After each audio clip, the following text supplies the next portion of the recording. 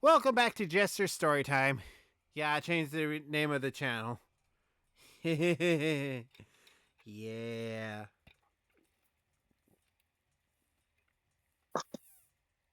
With me as always, it's Chris. And we're going to be reading the first part of the director cut of Old Man Henderson. I think I got that down right a little bit. Am I right, Chris? Yeah, sounds about right. Yeah. And as you see, we have React images back because I forgot I did something stupid on the back end. So sorry about that. Yeah, but then But again, yeah. we all Oh yeah. I did this stupid. like we all have those moments. But anyway, Yeah. So we're gonna be doing what part makes it one funny of is the when we director's own cut. up to them. What? I said, what makes it funny is when we sit there and own up to our own stupidity. Yeah, unlike some people. Yeah, who just refuse? Yeah. And the joke comes up.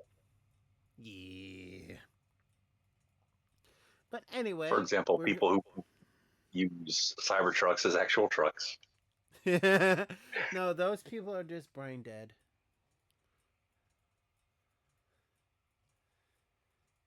Anyway, we're going to be reading, as you see, the part one of Director's Cut.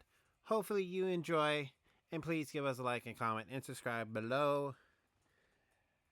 And Yes, make we sure you hit appreciate that it. noti. Oh yeah, yeah, we would appreciate it. All one of you. And make sure you hit that noti bell. So, Chris. Oh, and before anything else, the main the main the main character of, or the writer of the first part we read, the three events, the highlights reel, to be honest, uh, was made by the OP called Waffle House Millionaire. Now, this director's cut has been transcribed, if I think I use that word correctly, by a different person called a self-called Nowhere, and they're the IRL friend of uh Waffle House Millionaire. So I will roll. There we go. Chris, shall we begin?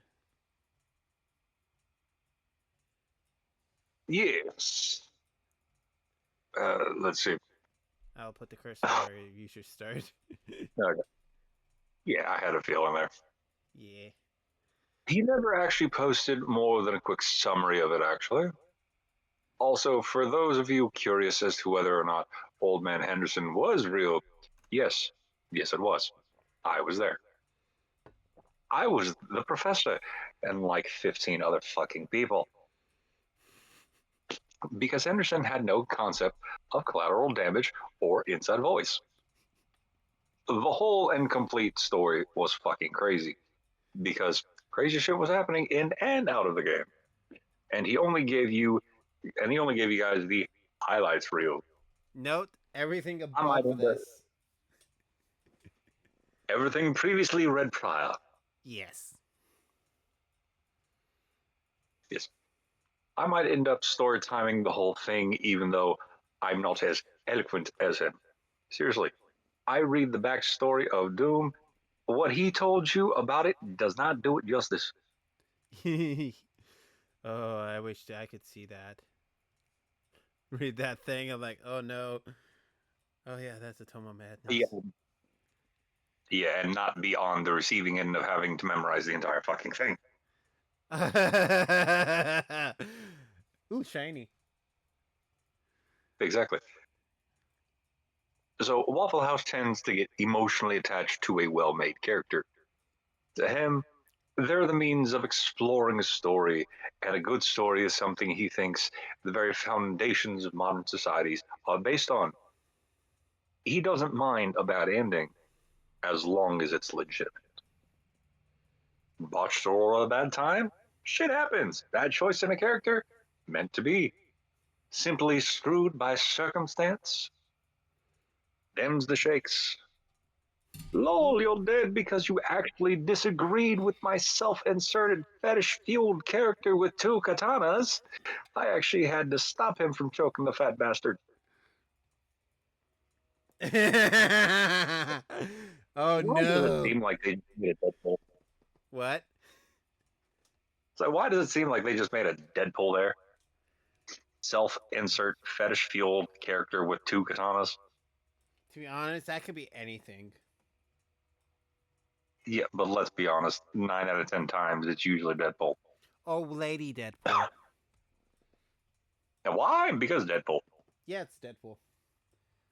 To be honest, I think it was probably something based off of anime because of the way that they said "fat bastard." Yeah.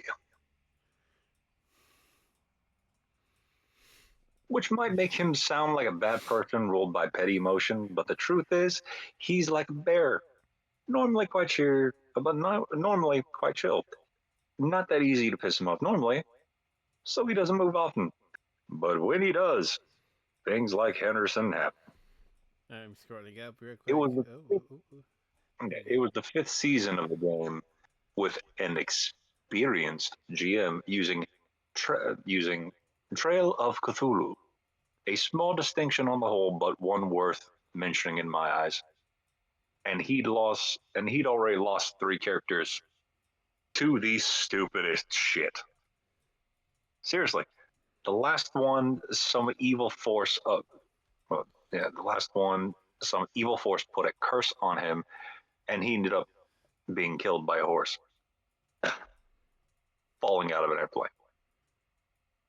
Yeah, Yeah. Okay. How does that even yeah, happen? How petty is this yeah. That, DM? that is a freaking have to die being killed by a horse while falling out of Yeah. an airplane, unless the horse kicked him out of the airplane. No, But it landed on him by the sounds of it.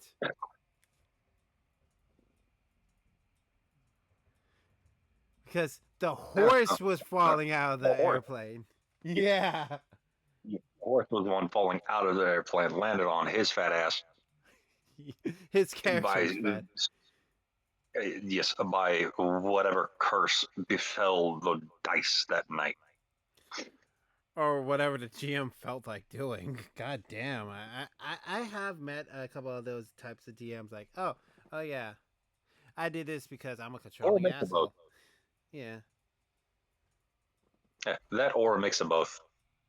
Both, yeah. Because he could have sat there and had a list of, a tabled list of what you Random can be bullshit. killed by, how you can be killed by. Exactly. Random bullshit, go. Back on Moon point. Knight. Back to the story. Yeah. So the GM goes to grab the pizza since it was his turn to pay, and I could feel the room cooling slightly. His expression never changed. He never looked at me or the other 2 guys. I know you're thinking about leaving, but I want you to stay. I want you to watch what I'm going to do. I knew this was bad because while he can get frustrated mad, which is hilarious, by the way, he makes a choking noise in the back of his throat like a murloc caught in a trash compactor. When he truly gets pissed, he gets calm. Okay, that's the We type of continue. person you do not want Yeah, to make mad. yeah, no, no. That's the person you fear. You fear the most. Truly, Yeah. yes, truly fear because they will come up with the single most evilest shit and have the straightest face the entire time. I can They I will offer sit you? there Oh yeah. and wait for you to simply fall asleep, and then the greatest of evils will befall you that night. And when When you awake, you they find were your never there. oh yeah, you find yourself tied up upside down in a tree, naked.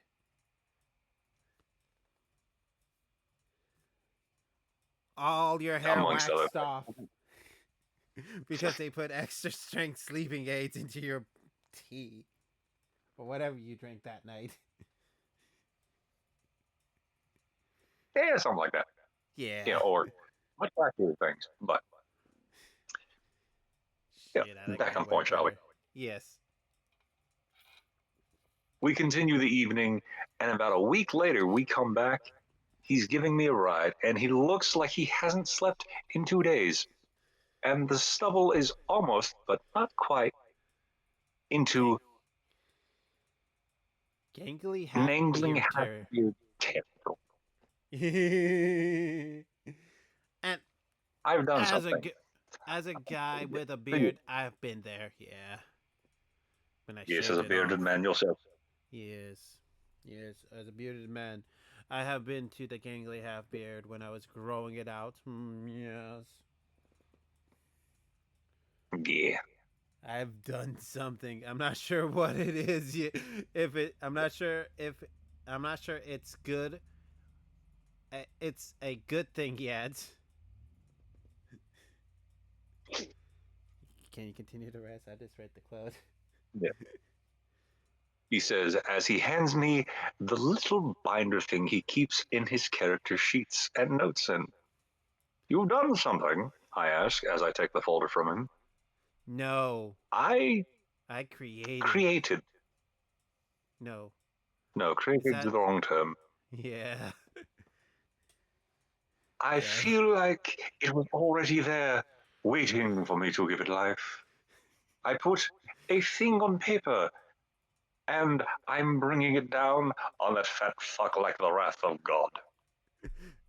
Uh huh. Uh huh. I say as I look at the sheet. So Henderson is his Is first. Henderson his first Yeah. or last name? I don't even fucking know. So then I look at the stack of paper he called a backstory. I start reading it, and I'm immediately fascinated by what can only be called a tome of madness. It switched perspectives in tone wildly. At one point, written with stage directions in the form of a script. At one point, it went to German. I know Oh for the fact no. he only knows like 2 words in German, while I'm kind of fluent. The German was in his hand, and it was grammatically flawless. I find my voice.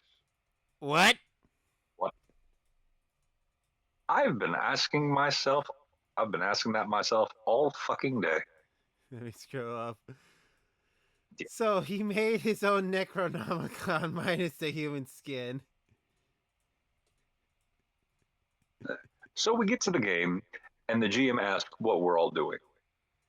Detective Guy's drinking alone at his desk, waiting for one of his contracts to get back to him.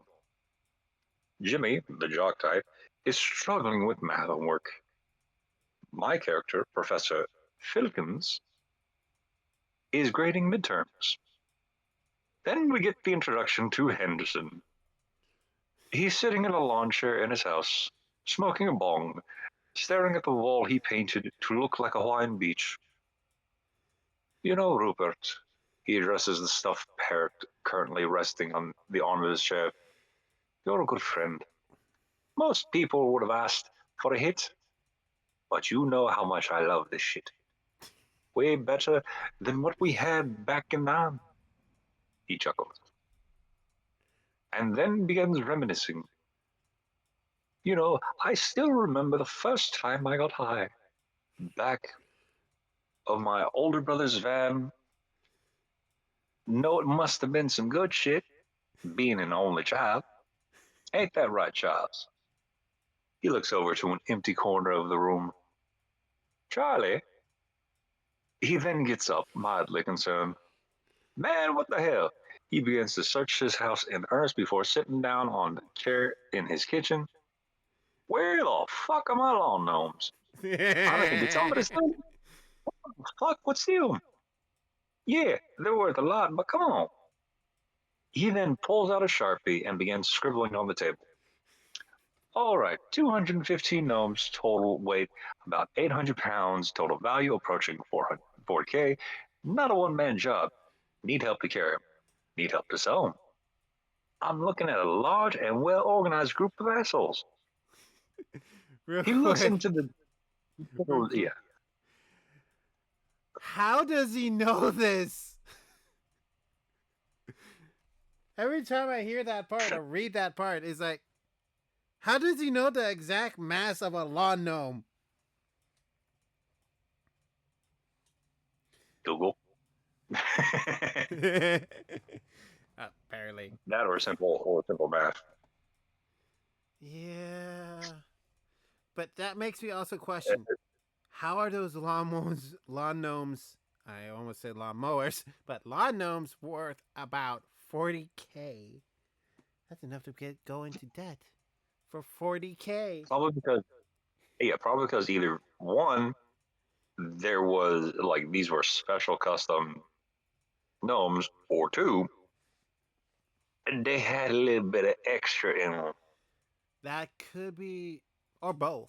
If you catch the drift. Yeah, yeah, I get you, but or both. Both is good, right? Right? In some contexts, yes. In this case, no, because yeah. I'm guessing the extra little special something in those gnomes was is something that would get you in trouble with the authorities. Depends on if that little something was uh good with the brownie. If you catch my drift. And, But if it's something harder, I then mean, yeah, I get you. yeah, I mean, considering he was sitting there saying that it was worth in total 40K, I'm But you thinking it don't was know. something a little hard I think and it's a. something a little light. He said 215 lawn gnomes. To be Yeah, honest, I all don't. weighing about 8 pounds total, with a total That value approaching 40K. well, here's the That thing. means That per two. weight, per pound, you're Uh, looking at least about $50 a pound, if not $500 a pound. yeah. No matter what you how you cut it, that's a lot of money. Okay, shall we Yeah, get back to so the for story? yeah, although this goes back to what we were sitting there saying last Yes. time about when you sit there and give someone that fucking is autistic a hypothetical, they'll be like, well, this, they give you Yeah. a full on numeric for Yeah. I set it up and everything goes it. haywire. Okay, begin. But back on point. Back on point. Yes. Hula. He looks into the middle distance. Like those guys down the street, they're Mormons, right? Large religious group. Come around in the early morning like damn Charlie, like those damn Charlies. Rupees. I think we've got to leave. And then he poured a bottle of Jack Daniels in a large go cup and went and got in his car. Before I get back to the rest of the party, it should be noted that Henderson looks a lot like Jeff Bridges of today. So imagine all of his lines in that voice, because that's the voice we were treated to at the table. Anyway, I've had the lead on the cult meeting for a while, and I managed to get an invite. I'm sitting in the front row listening to a passionate Arab man talking about how there's more to the world than we know. Despite myself, I'm intrigued.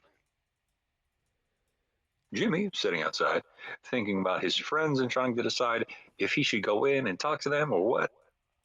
The detective's gotten his call back and is now watching the scene with interest. A battered 92 Buick Century fails to get their attention until it suddenly executes a perfect handbrake turn and parks at the curb. Back to Henderson's viewpoint, he's blasting Creedence Clearwater Revival when suddenly he sniffs the air and says, Mormons, before whipping around and parking out front and killing the car. He then gets out of the car and pops the trunk.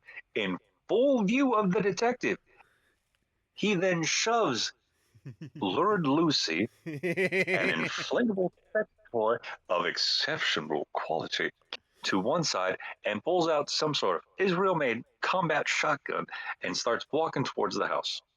Let me scroll He up. then kicks open the door while our mouths are agape and shouts the words that let us know the game would never be the same. Knuckle damn it, cultist, where are you keeping my women? Myrtle darned Cortis, are your neighbors keeping me, wee man? There's So a at this point, missile. yeah. So at this point, the GM has not realized what Henderson is. In fact, I think I'm the only one who truly understood what was about to happen to existential horror at this point in time. Here's another fun fact about him. When the game at the well, when he's at the game table with a character sheet, you aren't at the table with him. You're at the table with whatever character he's playing until further notice. I don't think he could have metagamed if he tried. So, anyway, the GM decided to regain control the only way he knows how, by killing Mike Slay's character via bullshit. So he summons a Shoggoth. Henderson, having passed the will check to not puke up his brains and winning the initiative, comments on how it's the ugliest fucking poodle ever on God, and then shoots it in the fucking face until it dies. Bam, bam, Then he bam. shoots the guy who summoned it.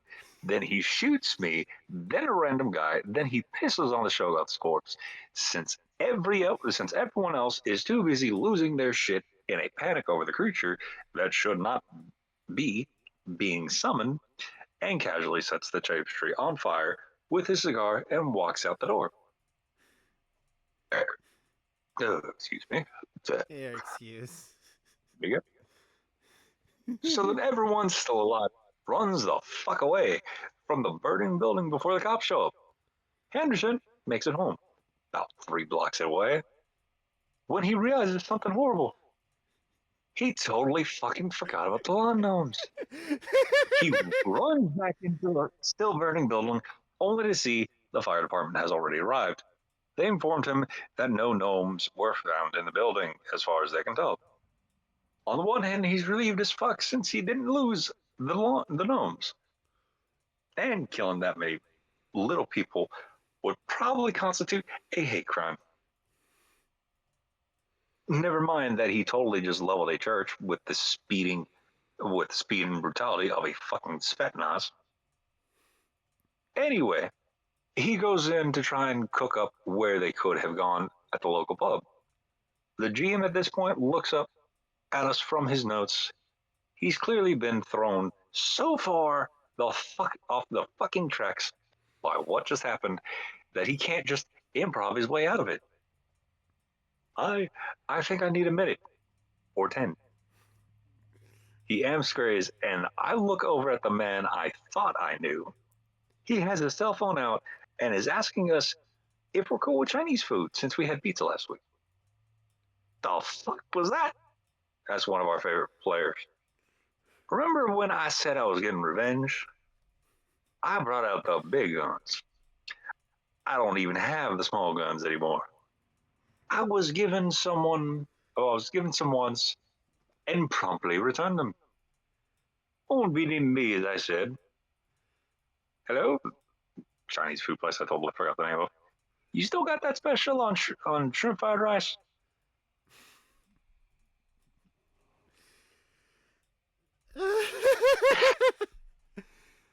Okay, we're stopping there, but so, Chris, how are you liking the second director's cut? I mean, I know I sat there and made the reference to, the last time we did this, that Yeah, being to Trevor Phillips from yeah, Grand Theft Auto 5. yeah.